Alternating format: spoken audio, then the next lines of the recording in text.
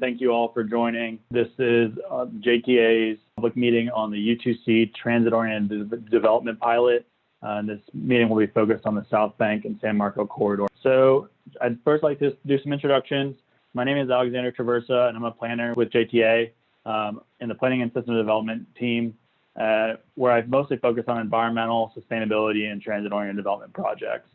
With me today, I have Josh Turner, who is the lead urban designer with WSP, and Jimmy Kim, who's the principal and TOD practice leader with HRNA.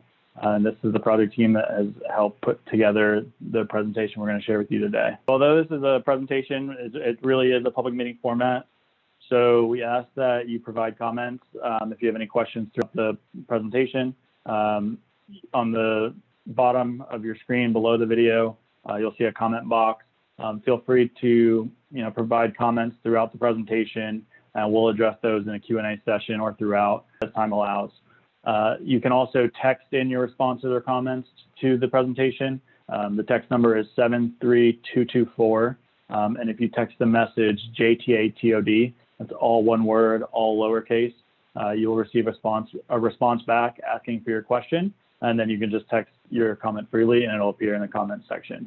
Alternatively, you can email to the address listed in the meeting screen. That's u154@publicinput.com. And that will also come to us as well. And we'll address those comments as we receive them. So again, this is kind of a unique format. We'll be kind of doing a public meeting, but in a way, we're going to kind of give a presentation. And then we ask that you provide some feedback. And then we'll address a lot of that feedback in the Q&A session. It's really important, the information that we're sharing with you. It's the result of a lot of work documenting some of the existing conditions in our study corridor. But really what's more important is your feedback. We really want to know if we did a good job of understanding the community characteristics of your neighborhoods, and if we kind of hit the mark on what we envision as potential TOD for those areas. And then if you have any other comments after the meeting, feel free to visit our project website at u2ctod.jtafla.com. There you can find a survey and more information about the project, as well as submit questions and comments. So just a little bit about what we're going to do today. I'll give you a brief background or refresher information on the U2C project, or the Ultimate Urban Circulator. It's the corridor that's being identified as our project study area. These are the proposed extensions and the conversion of the existing Skyway. We'll talk a little bit about TOD and what it is, and then we'll dive into more of an in-depth analysis or the results of the analysis of our TOD assessment for the station areas within the Southbank and San Marco corridors. I'll tell you a little bit about our survey and again, show you how you can get to it. And then we'll answer any comments you may have in a Q&A session. And then we'll talk a little bit about the direction for the project and what our next steps are. So about the Ultimate Urban Circulator, it is a transit network project. So JTA is looking to develop a autonomous vehicle network serving the downtown and surrounding neighborhoods. Goal is to create a high frequency transit service that helps improve accessibility in and around downtown. Again, this service needs to be flexible for future demand, as well as the ability to leverage existing infrastructure and any new infrastructure we may need. So again, leveraging something like the Skyway's existing platform to serve both at an elevated and street level. So the U2C program kind of came about through the Skyway Modernization Program, which was a study in 2015 where the JTA board determined that the best course of action was to keep, modernize, and expand the Skyway system. And the key objectives were really to address a lot of the system deficiencies that were being faced with the Skyway. The vehicles are no longer being manufactured. It's become incredibly costly to upkeep, and even a challenge to fabricate some of the parts needed to keep it in service. So we really needed to find a solution for the vehicle. And again, improving the system and modal connection. So one of the survey responses from the Skyway Modernization Program was, where would you like it to go if it could go further? And so a lot of these extensions are a direct result of that survey. And again, those are still proposed and in planning level stages. So, there is some flexibility there. And then finally, we wanted to respond to transportation and economic development demands. We really wanted to help kind of support the city's vision of kind of revitalizing the downtown. and creating a live, work, play environment beyond that of our normal business hours. So again, autonomous vehicle technology surfaced to the top as the optimal mode or vehicle at the time. This gives us the ability to utilize the existing infrastructure as well as bring it down to an at-grade level and extend into those neighborhoods. And then, so again, we're still conducting a ton of planning on the project as we move forward. We're just going to continue to further refine it through planning. So like I said, the U2C leverages the existing Skyway system, which is a 2.5-mile elevated automated people mover. The U2C program would extend it to a 10-mile system with both elevated and at-grade portions connecting to neighborhoods and pipeline projects and redevelopment areas. And again, so it'll leverage multiple public investments already utilizing the JRTC. The Skyway, comes into the JRTC building now. It'll utilize a lot of JTA assets, such as the previous transit station at Rosa Parks, existing Skyway stations, and Kings Avenue garage and station, as well as supporting a lot of the city and DIA's investments in the corridors. And then again, creating an autonomous transit network. So what is TOD, or transit-oriented development? Also sometimes now called transit-supported urbanism. It falls in this smart growth category of development. And really the goal of it is to create a sustainable type of development, which really utilizes a mix of uses, whether it be residential, commercial, and retail, into one holistic area that it can be supported by a premium high frequency transit service. And with that, it creates a neighborhood where it truly is car optional, supports active modes of transportation such as walking and biking, and kind of creates a network of open spaces to create a more friendly environment for all users and not just the automobile. With a lot of this, we see a change in how parking is managed. It'll shift towards the back and won't be the center of attention, usually bundled or structured parking, as well as just emphasizing the public realm and improving that for both pedestrians, bicyclists, and transit users. And so TOD fits right along with JTA's mission. We're really trying to just improve mobility in and around downtown and throughout Jacksonville and the region. So we want to help kind of drive economic opportunity and development in some of these areas, as well as connect some of those already developing areas to some, underdeveloped areas, and kind of refocus on downtown, since Jacksonville's growth in the past years has been really unsustainable. A lot of developers have been, pushing out to the outskirts, developing green fields, leaving a lot of the area just underdeveloped in the urban core. And then, so by doing so, that'll help enhance the community and improve sustainability of both environmental and social aspect. So transit-oriented development, seems to be a right fit to move forward with. And the U2C is a unique system in which we can leverage transit-oriented development. So this project kicked off in early 2020. It started with a lot of legwork on the ground, conducting site visits, doing some data collection efforts. And so all of that data was then used and compiled to create our existing conditions report for the corridors. Moving forward, that is now being utilized to develop station area plans. Again, the data was used to come up with a kind of desirability and readiness score. That's kind of what we're here to kind of share with you and get some feedback on, if these were the right things and how each community feels about those. So we can incorporate that into our station area planning. So again, that's our first public engagement, the star at the top. We'll be doing a second round of public engagement here in probably late August, and then again towards the end of the year. And we'll utilize that for our kind of TOD implementation phase. And so with that, we'll take our station areas and we'll identify the exact steps we need to take as a community to make these changes happen. And then we'll come back out to the public and share that with you all.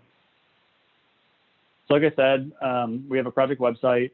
On the project website, you can find all kinds of information about the project, about the corridors, what TOD is, and some informational videos, including some of the benefits of TOD, such as sustainability and economic development. You also have the opportunity to engage with our survey, which is our primary tool for collecting feedback throughout the project, as well as resources and the ability to contact us. So you can find that website at u2ctod.jtafla.com. And we encourage you to, if you have a chance, to check it out and take the survey. So before we move into the study area overview, I'd just like to remind you guys that you can go below your video screen or on the study video screen and type comments into the comment box. If you have any questions throughout the presentation, we'll do our best to address them during the presentation, but we'll circle back to them during the Q&A session and explain them a bit further. So with that, I will dive into the study area overview of Southbank and San Marco corridors. So as part of the previous planning exercises, most notably the transit concepts and alternatives review for the Skyway extensions. This is a DOT study in which we kind of determine the feasibility and the preferred alignment for some of these corridors. Still a very high level planning exercise. So again, this is planning level. These lines are really just showing the corridors and where we would like to be. And then kind of the density points from our previous survey of where people thought they would want the system to stop. So again, San Marco Station, River Place Station, and Kings Avenue Station, these are all existing Skyway stations. So again, leveraging the existing Skyway infrastructure to serve these at an elevated platform. And then we have some new stations serving the medical complex, the district development, and East San Marco. And now I will turn it over to Jimmy to dive into some of the real estate findings. Thank you. Hi, this is Jimmy Kim. I'm a principal with a firm called HRNA Advisors, and we specialize in real estate and economic development. I focus a lot on TOD across the country.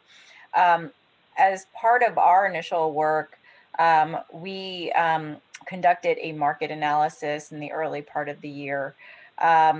And I think I want to just sort of remind everyone sort of what the purpose or that broader goals are for this TOD plan. It's really to revitalize Jacksonville's downtown area. And one of the key sort of strategies to that revitalization is to bring more of a residential population into the area. It's probably not surprising to hear a stat like 99% of people who work in downtown don't live in downtown. So one of the first things we did was we took a look at what's happening in the market for multifamily development. Multifamily, simply another word for apartments, whether they're condos or rentals. And the city's actually added, close to 15,000 of these units over the past 10 years. We looked at, how the corridors track in terms of unit production, and they make up about 11%.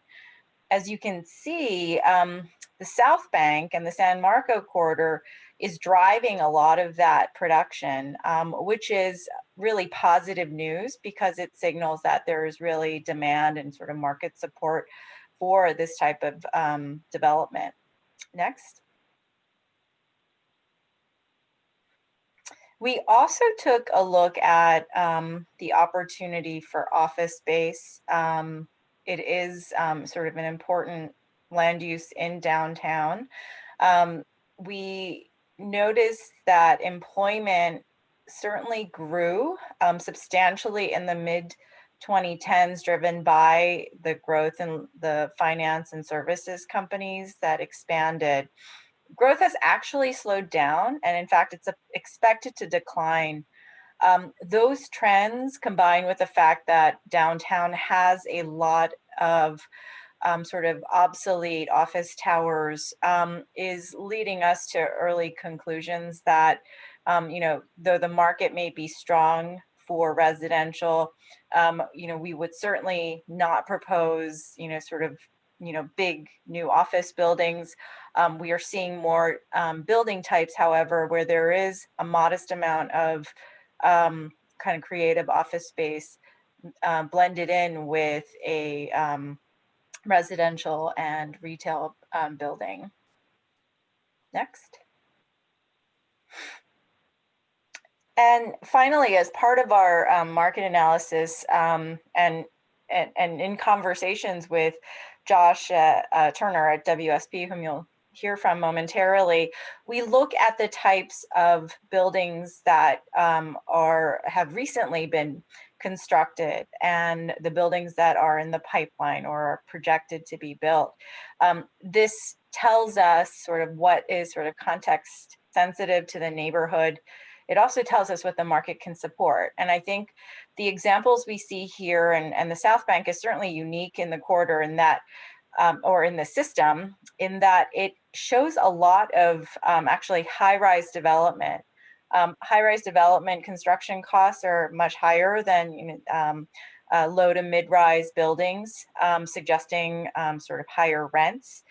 There's also a lot of, or not a lot, but there's mixed use development where you're seeing ground floor retail and commercial activity as part of a multifamily development, which really helps to activate that ground floor, that pedestrian experience.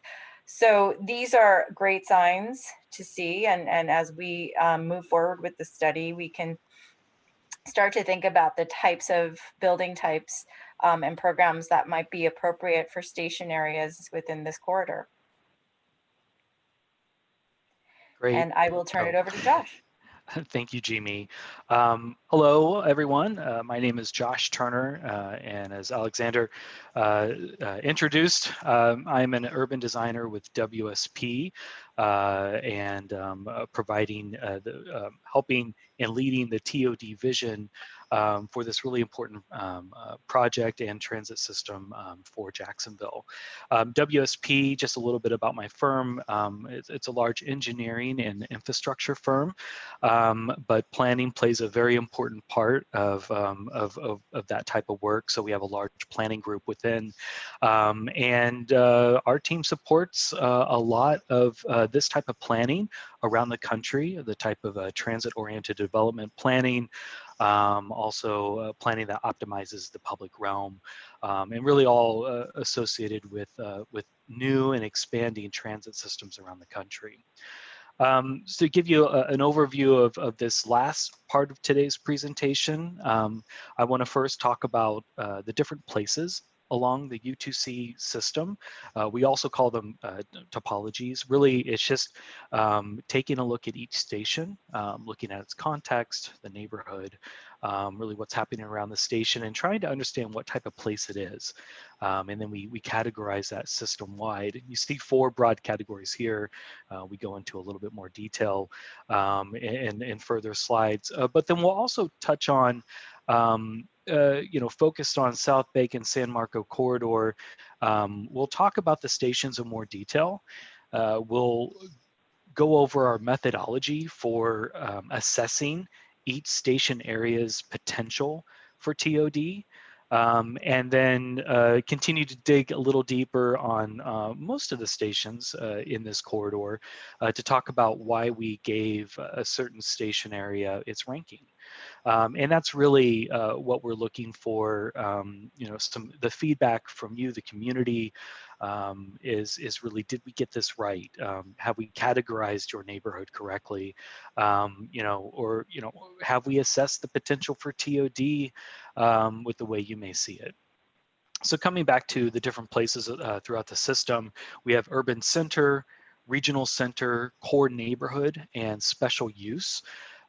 In the Southbank and San Marco corridor, it's split between urban center and the rest of the stations being what we consider core neighborhood. Now, an urban center is what you think it might be. It's those places that are part of a central business district. So you're going to have the highest intensity of land uses, office buildings, hotels. It's going to be your traditional downtowns. And Jacksonville's special because its central business district is really split between the St. Johns River, so between North Bank and South Bank. So it's really interesting. If you could go to the next slide, please. So expanding on that a little bit more, we have the San Marcos station, which is an existing station for the Skyway. We also have River Place, again, another existing station. And to further refine that urban center place as we've assigned it. We think that first, River Place is really a waterfront community. Jimmy was talking about those towers at the waterfront, and it's a very significant residential place. It's a neighborhood, and so it's a waterfront neighborhood, but it's also part of this central business district and kind of downtown place. San Marcos Station, not so residential, or actually really not residential at all. You know, it has a concentration of office, specifically the Baptist Health, you know, footprints are there. But really, you know, the St. Johns River and what makes Jacksonville so special versus other cities is that there is so much waterfront. And, you know, we think that the San Marcos Station is really a waterfront office campus. So, you know, both, you know, thinking about it today with the existing product, if you will, and then maybe, you know, in the future, 10 years, 15 years, you know, could that fill out a little bit more and really take advantage of the waterfront? Next slide. Just some of the images, again, River Place, just really the significant residential development, really speaks to the type of density and intensity of a downtown. And then also, you know, the investment in the Riverwalk, that's, you know, that's a high caliber, high quality piece of infrastructure right there on the water, and really an asset for the River Place and really the Southbank community. Next slide. The next slide will show just some of the older office campuses. You know, when we look at that image of Baptist Health on the waterfront, you know, we look at that parking lot right on the waterfront. Parking's very important, but you know, we always think, okay, could there be another strategy and you know, to relocate that parking elsewhere and really take back that waterfront and make it part of a larger vision. Next slide. So the other stations in this corridor, Medical Complex, which would be a new station, Kings Avenue, an existing station, the existing terminus in the Southbank. The district in East San Marco would be 2 new stations, so it's a real mix here, but all of them fall into the category of core neighborhood. But we wanted to further refine, you know, okay, well, what kind of neighborhood is this? And it's really interesting. Throughout this corridor, we see 3 types. First, we see a historic or an urban neighborhood like East San Marco and Medical Complex, and you know, it's kind of a similar pattern and similar urban kind of lower scale density that we see in places like Springfield and Brooklyn. We see here in the Southbank and San Marco corridor. Also, you know, there's a mixed use waterfront at the district. Now that hasn't been built out yet, but it's certainly planned, and there's real plans out there for what this new waterfront place is. So we still think it's a neighborhood place. But it's a place that will have new multifamily buildings. And you can think about what's happening over in Brooklyn, those lower rise multifamily buildings, 4 to 5 stories. They have, you know, activated ground floors. And again, the same thing for Kings. There's, you know, nothing there. So, you know, but you know, this is maybe how we see these places in the future, and how, you know, potential TOD could help give, you know, these station areas a certain character or a certain place that's not there right now. Next slide. And this is just some imagery, the new, you know, very nice new construction by Baptist Health, and then also the square in San Marco, a great urban place, you know, quote unquote Main Street corridor, you know, kind of pre-war urban fabric. Next slide. To zoom back out, and you know, so we've talked about the stations, we've talked about what type of place that we're seeing both now and in the future. From a connectivity standpoint, and connectivity is very important. This is why we're here today, all about the U2C and providing better connection and circulation throughout Jacksonville. But we see, you know, the area is well served by existing transit, both regional bus and then also the First Coast Flyer. You know, it provides direct connection across the river via today the Skyway and tomorrow the U2C. But there's some significant infrastructure as well, which really complicates one's perception of the South Bank, and you can think immediately of I-95, and that certainly plays into our thinking when we think about stations like Kings Avenue in the future district. How do you really mitigate such a large piece of elevated infrastructure? It's a real constraint, but I also think it's a significant opportunity for urban design.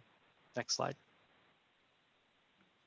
So to go into the next part where we actually give a ranking of these station areas, our TOD assessment, we use 4 metrics when we look at a station area to get an understanding of how ready they are for a new development associated with transit, and then also what the desire is. And you can have a station that's really ready to go, but no one wants new development, and that's a real thing. And it can be flipped as well, where there's a lot of desire to have new transit-oriented development, but across these metrics, the readiness just isn't there. So we look at local leadership, we look at the market strength. Jamie spoke to some of the high-level market analysis that we've done and zoomed into the corridor, so that certainly plays into the assessment. Physical suitability, that is what it sounds like is the station area is suitable to receive or to be able to realize new development. And that can come in the form of vacant parcels, or maybe an underutilized parcel where the highest and best use is, like what we like to say, isn't being realized. And then also plans in place. We take an assessment of what plans are out there, master plans, developer plans, anything to build upon and also learn from as really our starting point for bringing together TOD. We take all of this analysis as kind of objective analysis and put it into this matrix where we look at the strengths and opportunities, weaknesses and challenges. So it's really a hybrid of an objective assessment and then also using our professional expertise as planners to really start synthesizing the things that we're seeing. Next slide. And then we want to make it something approachable and really easy to read. So we actually literally create a scorecard. We rank the stations on if you can think of a scale of 1 to 4, or excellent, good, fair, maybe could do better.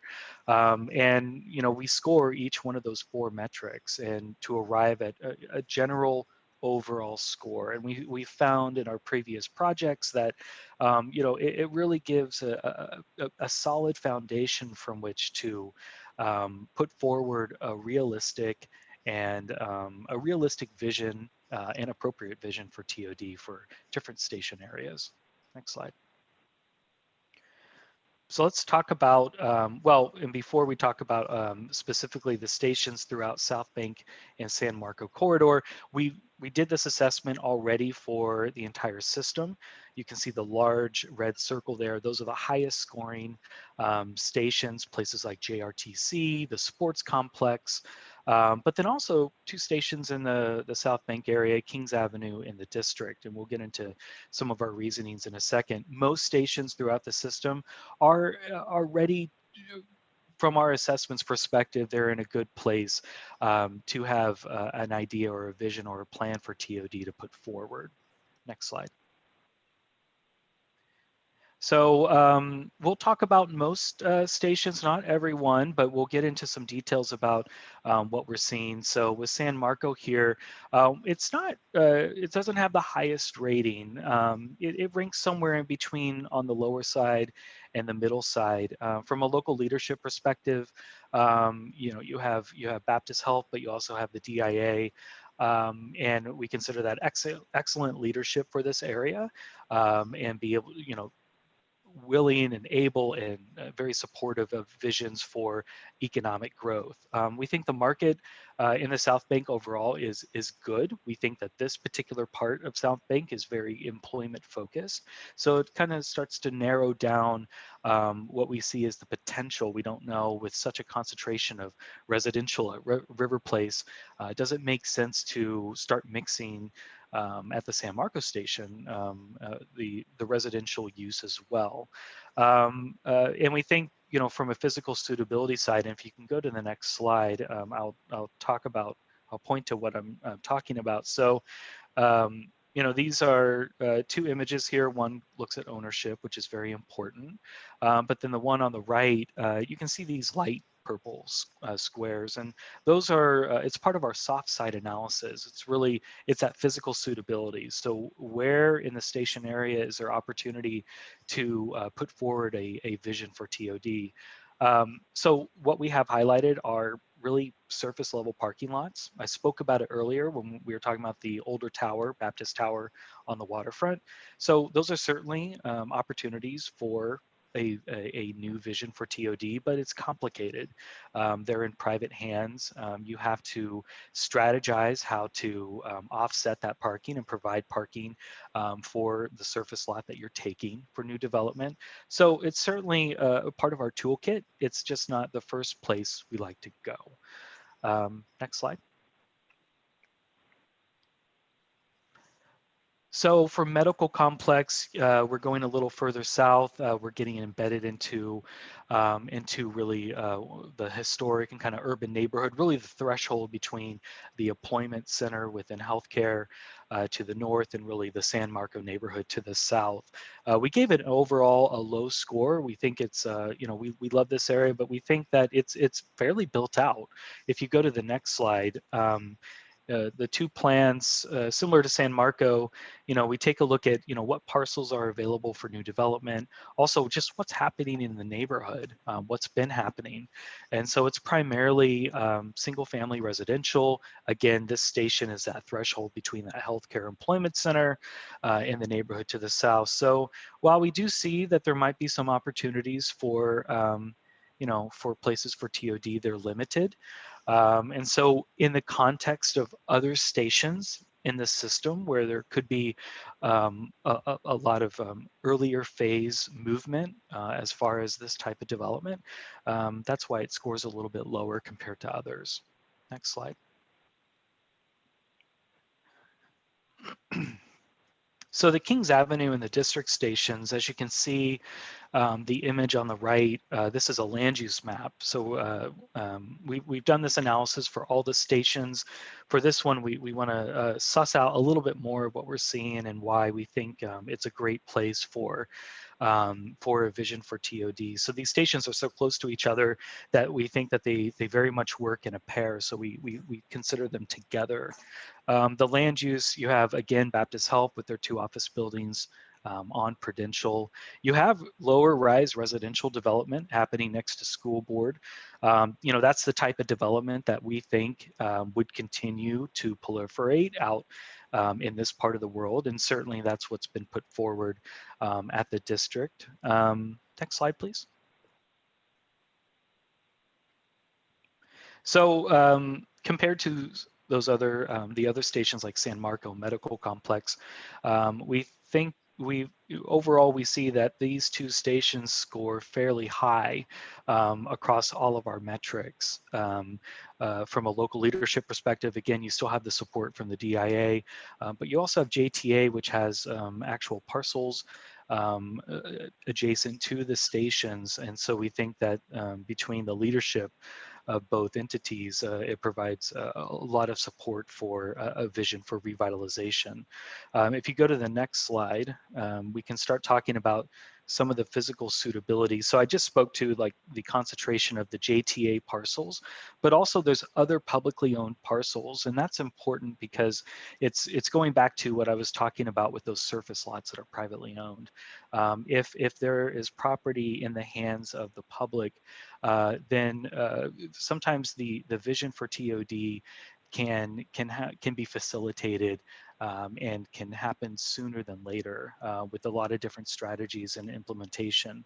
Another asset that's in this station area that makes it unique is the Kings Avenue garage.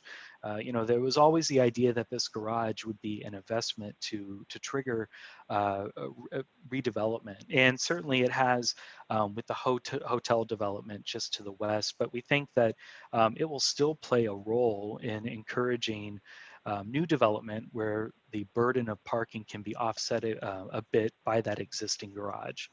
Again, I-95 is a significant barrier. That garage is just south of I-95, and the two stations we're talking about is north of it. And it is, it's an adventure to cross under the freeway. So we would look to kind of unify this station area. We would look to urban design as an essential part of an approach to TOD to really mitigate barriers like that, to really facilitate the type of connection that you would want in this area. Next slide.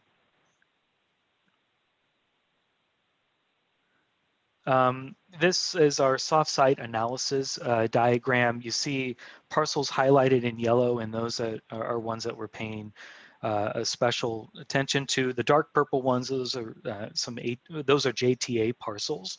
And in this, it's kind of out there to the east, and without the district being there, it's kind of on the frontier of things. And so our team is really thinking about, how to really bring a place between Kings Avenue Station and the District Station. And so in this case, on the Baptist Health Office Complex, there is a very large surface parking lot. And, it just seems to be a very key element in the station area to, in later phases, maybe there is a strategic approach to how to redevelop that parking lot with the goal of creating a more unified neighborhood and really bringing together those places out east to the more central Southbank area to the west. And of course, important to the station area are those waterfront connections to the north. So we would really want to make sure that between Kings Avenue and Montana, that we're really highlighting those opportunities to connect the station area to the waterfront. Finally, I'll just touch on the Lexington Hotel. We want to flag it, and we think that this is a key waterfront site that could one day be repositioned as a site that really takes advantage of the waterfront and ties in with a greater station area story of transit-oriented development. And I don't want to forget, again, to mention the district. It really does play an important role in our story and our support for the idea of development here. So we're very excited about it. We wanted to keep moving forward through the planning process.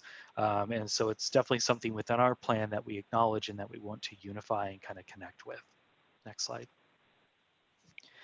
Just to wrap up here, our last station, East San Marcos Station, this would be a new station in the corridor, and overall it ranks on the lower side, certainly not as high as we're seeing at Kings Ave or the district. If you can go to the next slide, I'll pick up on a couple of things that we're seeing. So this does fall out of the DIA's leadership, if you will, but it is within San Marco, and it's we know that neighborhood is one that cares about its neighborhood a lot. So we do think that it does have good leadership. But from a potential for new development, excuse me, and really where are those sites? Really adjacent to the station, not too many. It's down in this part of the world, it's more single family homes. So anything that we would want to put forward would definitely be context appropriate, so townhomes or very small apartment homes. But we are encouraged by the new developments happening both along I-95 and then also out west towards the square, the new Publix development. We think that's going to be a great add to the station area. But in the context of other stations, we think it maybe falls less on the priority list for putting forward an aggressive vision for TOD. And with that, I will pass this back to Alexander. So just a little bit about the survey. Again, it's available at u2ctod.jtafla.com/survey. And there you'll be able to learn a little bit more information about the project. Again, I saw some comments asking about the presentations. Links to the presentations will all be located on the website in the resources tab. And then the survey will collect a little bit of information and then dive into each of the corridors. And really what we're trying to get there is, how comfortable people feel with the certain types of development within their corridors and how they kind of characterize these neighborhoods. So you have the opportunity to comment on one corridor or all of the corridors, whichever you feel necessary, but any feedback is really great for us in guiding our project forward. You can quickly get to the survey right now if you use your smartphone device camera and use the QR code on the right-hand side of the screen. And then with that, if anybody has any questions, I urge you to put them in the comments now so Josh, Jimmy, and I can do our best to address those now. And if not, just feel free to fill out the survey and provide any comments at a later time.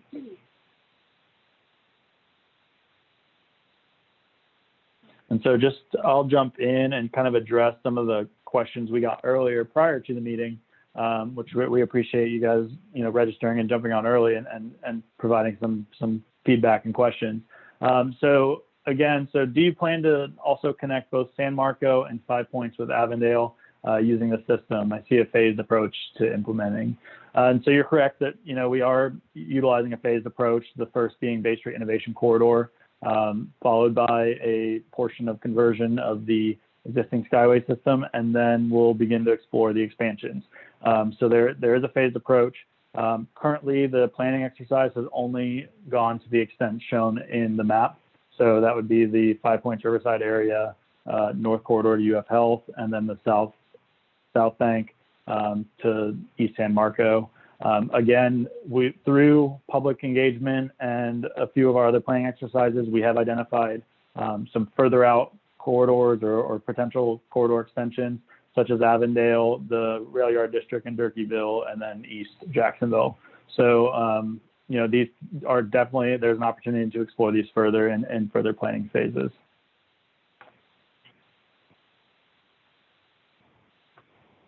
And then just to reiterate, so the extensions vary for each of the corridors, stemming off the existing Skyway system and their terminus or termini from the existing Skyway. These were, again, a result of the Skyway modernization program and a survey that was conducted as part of that project. So that identified kind of the key destinations off those endpoints of the existing Skyway. And so then we developed these corridors as kind of just generalized corridors. How do we get to those locations? And then what are some of the intermittent stops in between that, would potentially serve as good stations? I'll just go ahead and jump into kind of what our next steps are.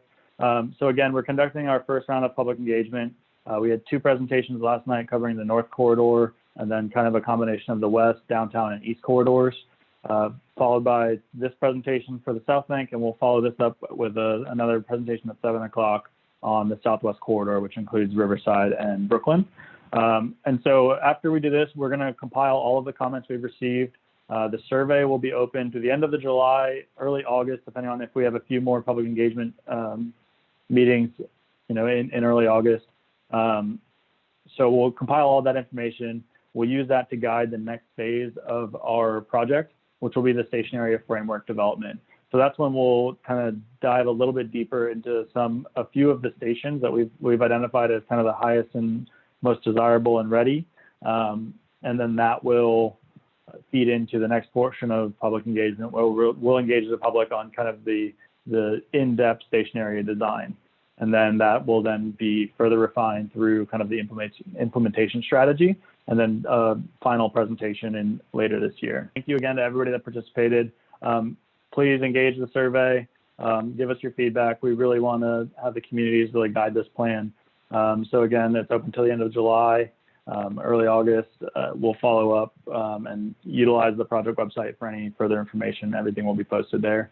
And that's u2ctod.jtafla.com. And again, just thanks again, everybody. This has been a great meeting. So with that, we'll close.